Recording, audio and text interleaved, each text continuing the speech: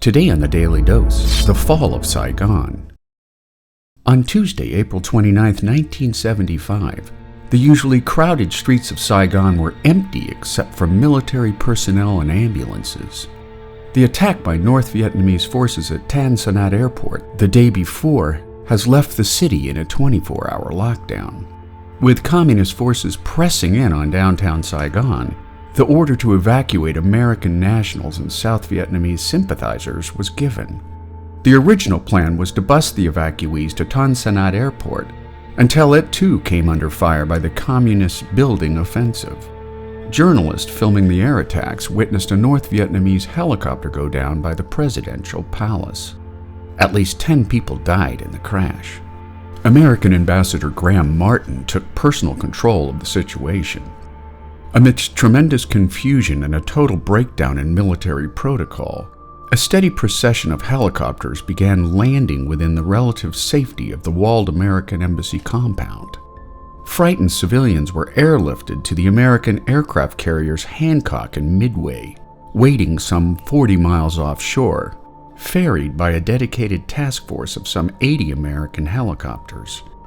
Many of the surviving evacuees recalled that the most unnerving part was waiting for a ride to safety, all the while hearing artillery fire in the near distance, which only amplified their fears that the airlift would suddenly come to an end should the communists overtake the city. Besides the 80 American helicopters shuttling people to safety, South Vietnamese helicopter pilots flew their families to safety aboard the carriers as well.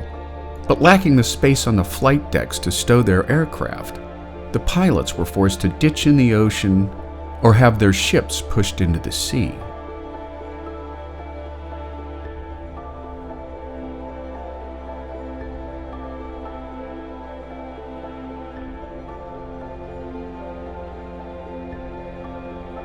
In all, approximately 7,000 people, most of them Vietnamese, were airlifted to safety during the 12-hour operation known as Frequent Wind.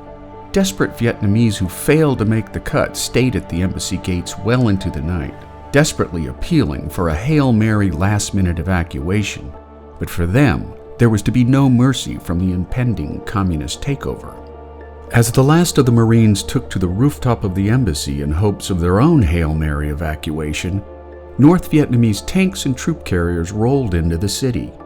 The last of the Marines were finally airlifted from the rooftop, just as the communists stormed the compound gate.